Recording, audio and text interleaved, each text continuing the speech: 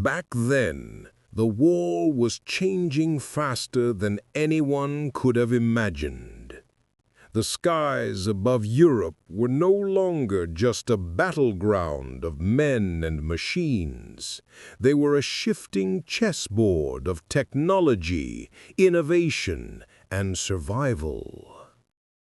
And at the very heart of this deadly game was one of the most feared aircraft of the Second World War, the German Messerschmitt Me-262.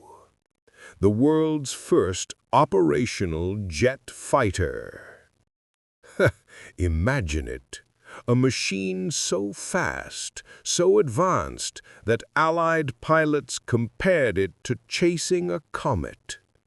Propeller-driven planes, once kings of the skies, suddenly felt like relics of a past age. But this story isn't just about technology. It's about men. Men on both sides, locked in a desperate race to survive. The Me-262 was designed to tear through American bomber formations, to shred through the sky like a knife through paper. And when it worked, it was devastating. But war is never simple. The jet was powerful, yes, but fragile.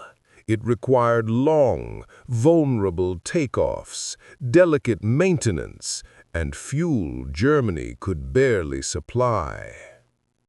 The Allies knew this weakness, and that's where our story takes a turn.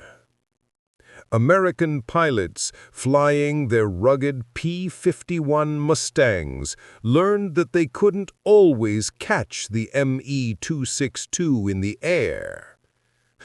It was just too fast.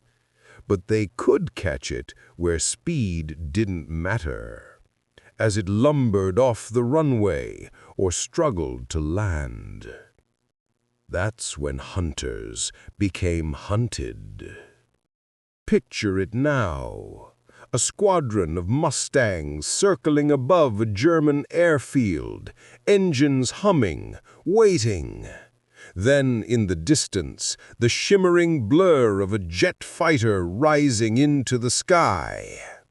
The Mustang pilots dive, throttles wide open, guns ready. The jet, still climbing, still slow, is suddenly a target, caught in the crossfire before it can unleash its fury. Over and over, this became the rhythm of the war in the air. Technology pushing forward, but tactics pulling it back. The Me-262 could have changed everything, but it came too late, too few, and too flawed. But for those who flew it, and for those who fought against it, it was unforgettable. To the Americans in the skies, the first time they saw the Messerschmitt 262, it felt like a ghost. One moment, the bomber formations seemed safe. Engines droning steadily across the sky, and then, like a flash of lightning, a silver arrow streaked through their ranks. The German jet didn't linger. It slashed once, twice, guns blazing, and then it was gone, vanishing into the distance before the escorts could even react. For the men inside those bombers, it was pure terror. You see, they were used to German fighters, the Messerschmitt 109, the Focke-Wulf 190, dangerous, yes, but they could be fought, outflown, outgunned, or outnumbered. The Messerschmitt 262 was something else. And yet, every miracle of engineering carries a burden. The jet's engines were fragile, temperamental, prone to failure if pushed too hard. They needed long runways, clear skies, and careful hands. A single mistake on takeoff, and the machine was nothing more than burning wreckage. The Americans learned quickly. They began targeting the airfields. They circled like hawks, waiting for the moment the jets were most vulnerable. Sometimes they caught them on the ground, lined up, engines whining, pilots climbing into cockpits. And when they struck then, it was brutal. Imagine a young German pilot, 20 years old perhaps, strapping himself into a machine that represented his country's last hope. He knew, deep down, the Reich was crumbling, but still he climbed in. Still he believed he could make a difference. The canopy shuts, the engine spool, the Messerschmitt 262 begins to roll down the runway, and above, circling unseen, American Mustangs tilt their wings and dive. Gunfire tears across the runway. Explosions ripple through the airfield. The jet, still too slow, still too fragile, is destroyed before its wheels even leave the ground. For the men who flew those missions, both sides, the memory stayed with them forever. You know, some American pilots said it almost felt unfair. They admired the jet, they feared it, but they also pitied the young men climbing into it, knowing they were doomed before they even left the earth. War has no mercy, not for the victor, and certainly not for the vanquished. But make no mistake, when the Messerschmitt 262 did get airborne, it was a nightmare.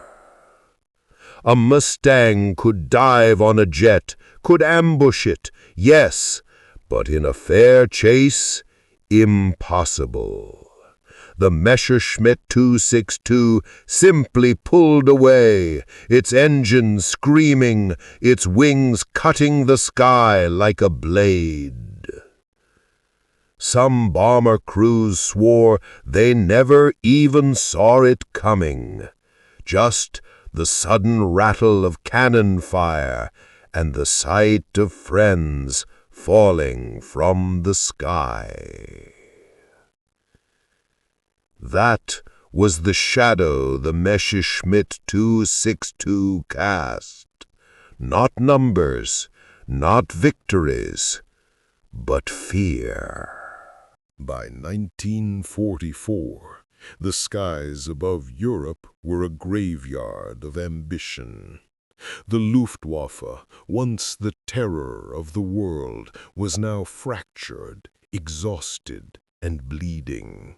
But with the Me 262, the Germans believed, perhaps desperately, that they had found a miracle weapon.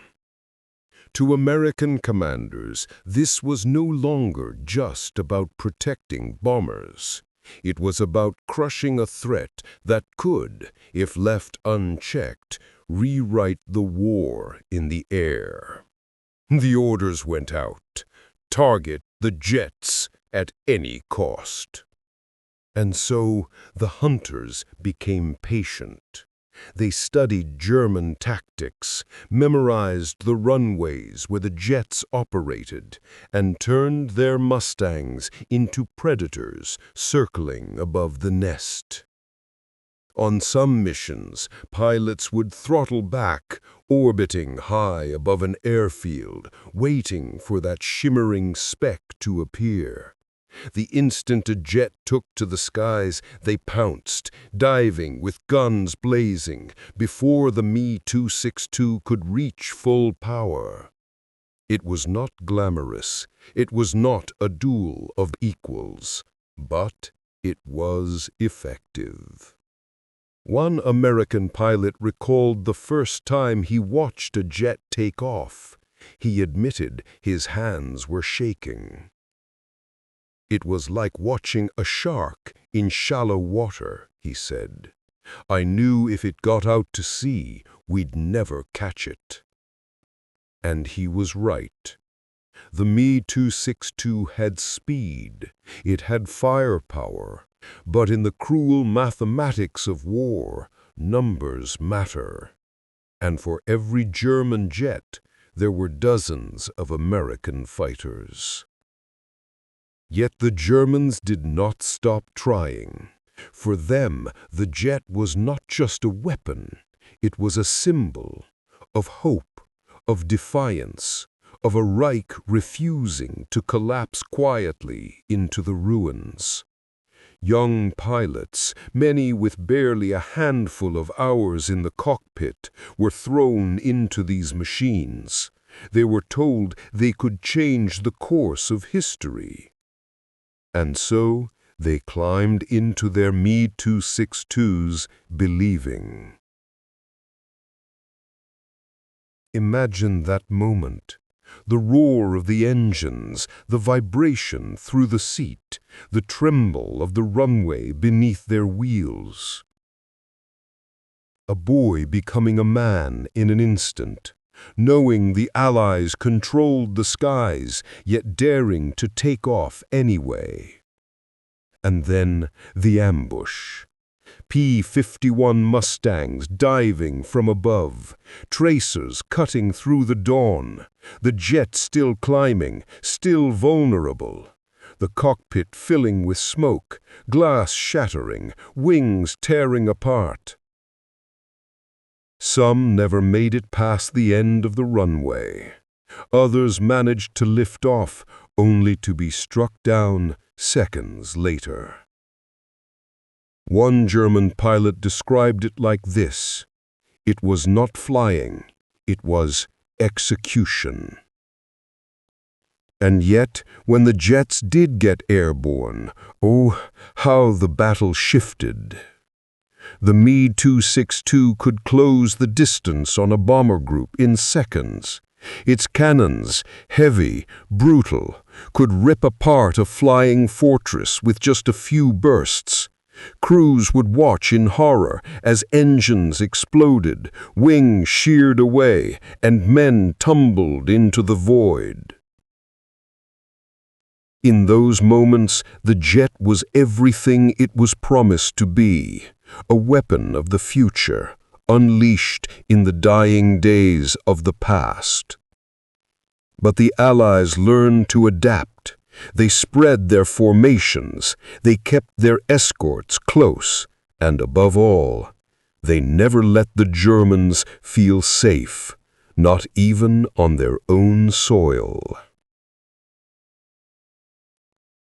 You see, war doesn't reward miracles, it rewards persistence.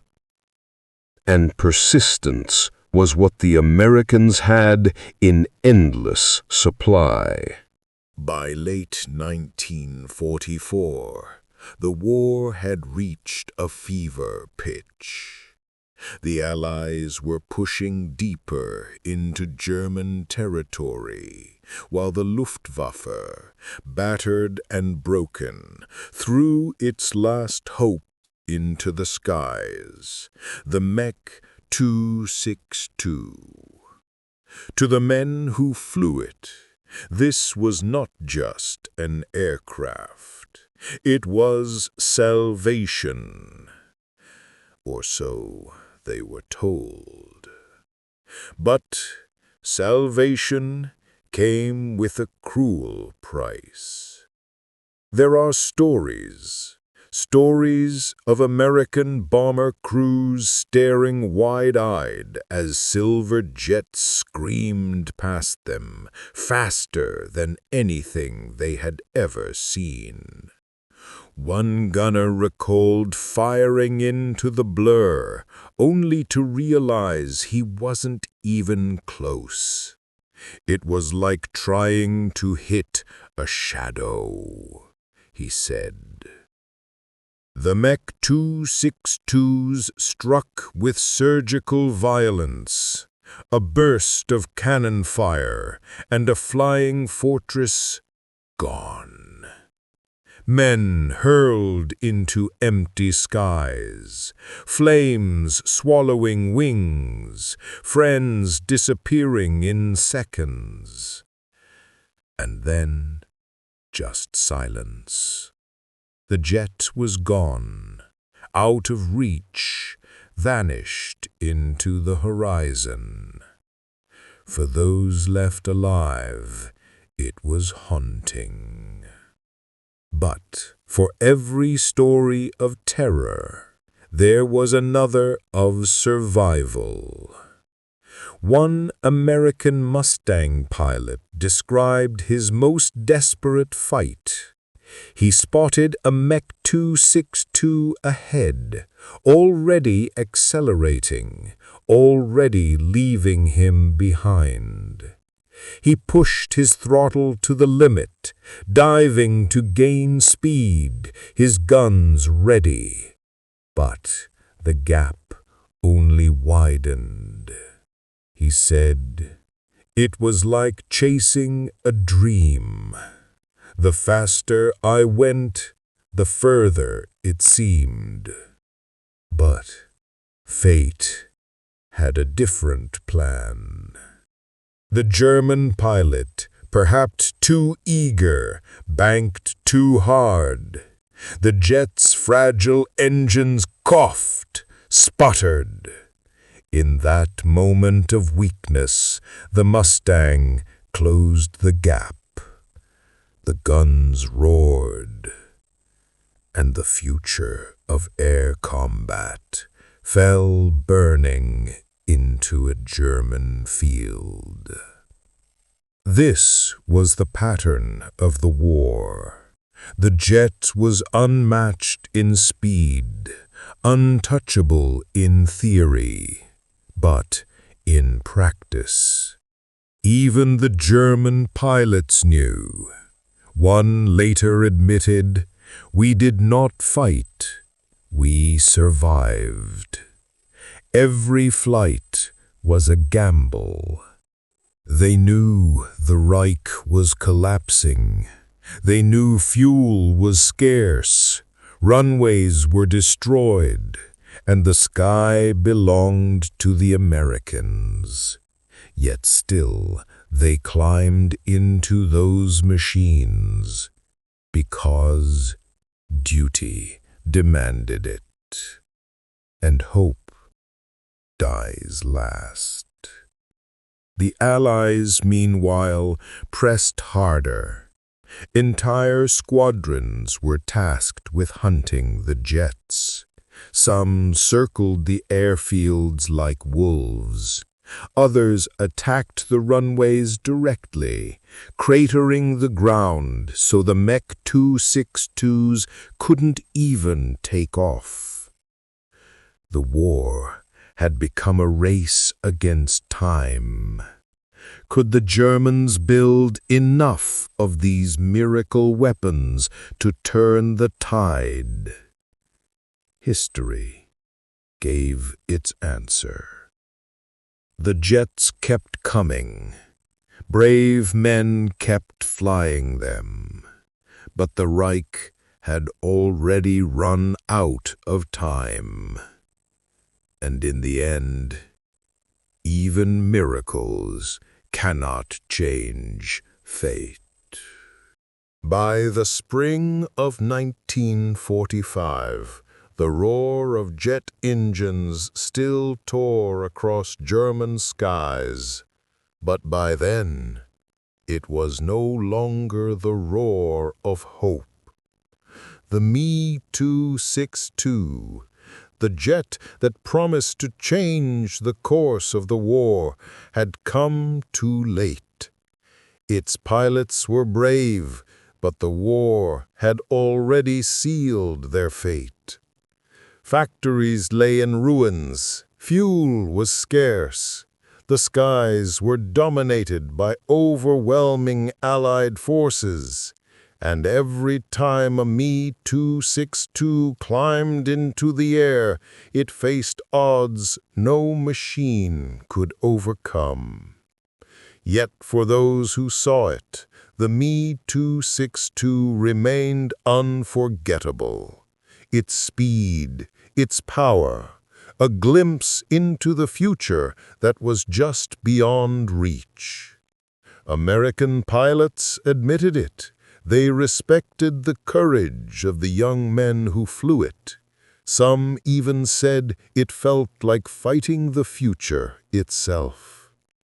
And so, as Europe crumbled and the war drew to its bloody close, the Me-262 became a symbol not of victory, but of lost opportunity.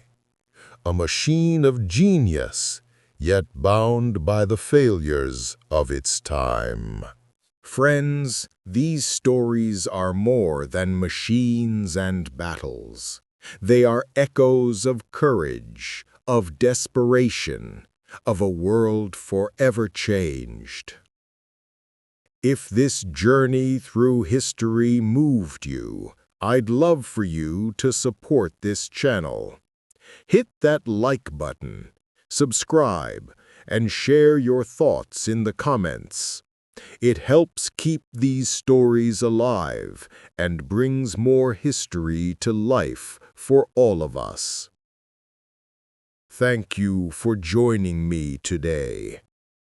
Until next time, keep the stories alive and remember the skies of history.